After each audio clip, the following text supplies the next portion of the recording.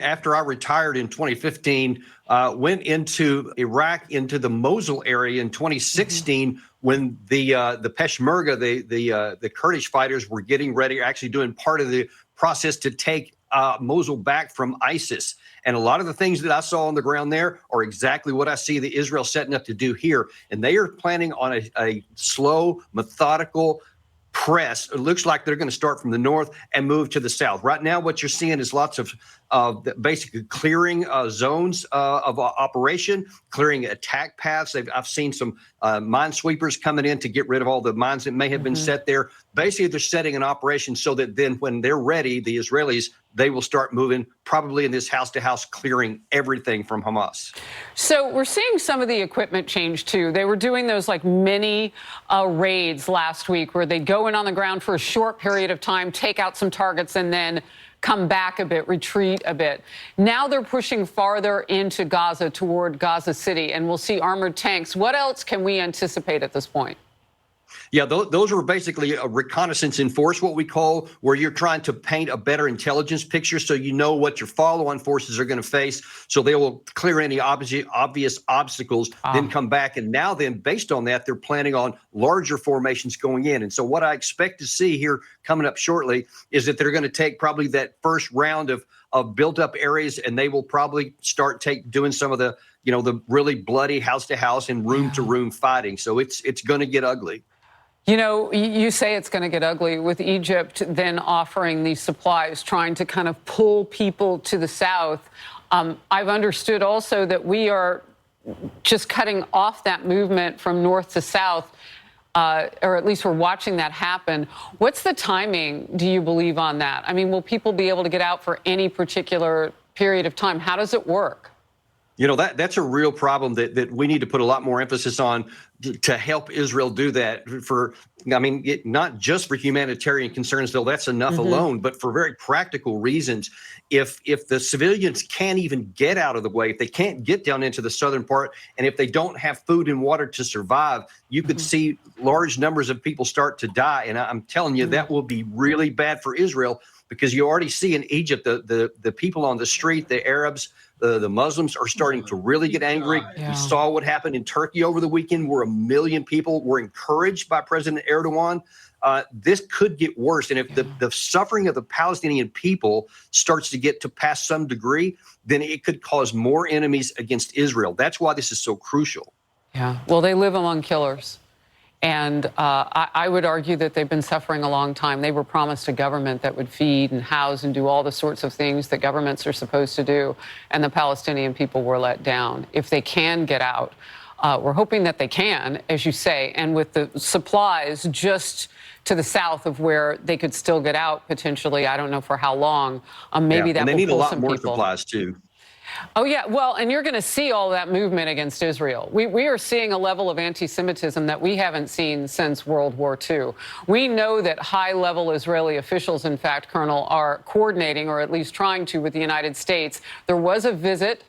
Those officials visited Doha, Qatar, to meet with Qatari negotiators to talk about hostage negotiations. Republican Senator James Lankford talked about the challenges to getting them back safely, the hostages. A lot of the families of the hostages are very worried that the ground incursion might result in them never seeing their loved ones again. Is that a reasonable concern, do you think? Yeah, that's a reasonable concern for anyone. The challenge is, what's the right way to be able to go get them? How do you actually go do that? How long are they going to be used as a pawn? What is Hamas going to do? We've already seen their ruthlessness. The Associated Press with this headline: Israel says its war can both destroy Hamas and rescue hostages. Their families are less certain. Colonel, your take.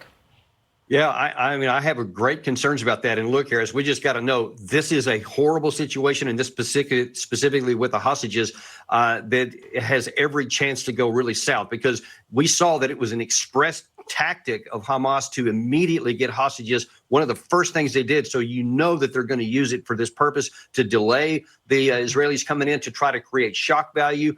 And I fear that they may use some of these to actually kill them and blame it on Israel as it goes along there, which is just anguishing and agonizing beyond compare to the families And it's just going to be something that's going to continue to generate more anger and anxiety among the Arab population, which is what Hamas wants. They want the Arab population to be so angry that they come in on their side, and that's what we have to avoid. Well, and there's the other possibility. Do we even know they're really feeding all these people? The numbers have burst up to 300. They were down to 2+. I mean, they're all over the road. We think they have 239 after that reconnaissance that you said that those early ground raids last week might have been able to bring.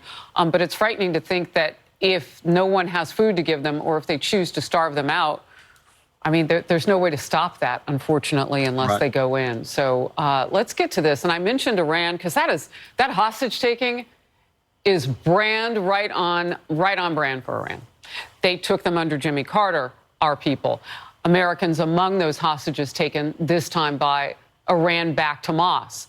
Iran-backed terrorists now simultaneously over the weekend targeted U.S. bases inside Syria. And the Pentagon says a drone crashed away from one base, leaving no injuries, no damage. The latest attack comes after the U.S. launched precision airstrikes against Iranian-backed proxies, those paid and directed fighters, terrorists on the ground in Syria just last week, in retaliation for a series of drone attacks on American bases in the region. Well, there were dozens of them. Our national security advisor with this on a wider war. If American troops are attacked by Iran and its proxies, we will respond. We did respond. We, of course, are taking every measure necessary to protect our forces, to increase our vigilance, and to work with other countries in the region to try to keep this conflict that is currently in Israel and Gaza from spinning out into a regional conflict. But the risk is real, and therefore our vigilance is high. One more here, retired General Robert Abrams, who served as the commander of U.S. forces in South Korea, with the same concerns. We can only hope that Iran and its proxies don't take this to a much higher level and continue to escalate that sort of portion of this protection of our troops. You know, Colonel, what starts a wider war faster? President Biden's policy weaknesses or hitting hard those Iran-backed terrorists who are hitting our men and women? Well, I'll tell you, Harris, the concerns are valid. We cannot get sucked into another Middle East war, and those threats are high. But you know why this makes me really angry, especially when I hear Sullivan talking about those kind of things, is because on your show in 2019, in May 2019, I was on there when President Trump said he wanted to withdraw our forces from Syria, but it was getting pushed back from the Pentagon and others. And I said at that time that this would just be a point of vulnerability for us because they don't serve any value for us. They should have been withdrawn right then. Trump should have been able to get that done. Then none of this would even be a case. Iran wouldn't have any access to us. But as it is, they're there, and now we have to defend our troops. But the faster that we can get those guys out of there and take away the possibility of Iran drawing us into a war, the better it's going to be for us. But there is no good answers in this right now. Oh, well, that's a really interesting point. I mean, so what you're saying is a combination. Yes. Biden's weak policies. And I say that because last week I had another colonel tell me that we sent in 2 planes. Basically, the formation would be to send in 2 planes and drop and hit targets inside Syria. That was the least amount of anything we could have done. What should our proportionality look like in terms of now? I mean, they've hit us so many times, we're counting by bigger numbers now. We're counting in tens. We need to be doing a better job of finding out who actually launched those and destroy them all. First point. I mean, whether Iran was behind it or not, that's a separate issue because, again, we still have to be careful that we don't directly attack them that draws us into a war. But we have to destroy anyone who tries to get our troops in. But then I'm telling you, I know it's unpopular, but we need to get those troops out of there. They should not be in harm's way to potentially lose their lives. Interesting. And they're not even helping us. So you think we ought to evacuate those bases that are within those Iran-backed proxies' reach right now during this conflict between Israel and the Hamas terrorists? We should have taken them out in 2019, and then this wouldn't be a problem. But now that it is a problem, so we have to deal with it. What we can't do is saying, oh, well, somebody's going to say that, oh, we're leaving and we're being afraid of them. Look, that they're going to say that for sure. But imagine if we don't take them out and now Americans die, then that's going to be, those blood's going to be on the president's hand for not getting them to safety.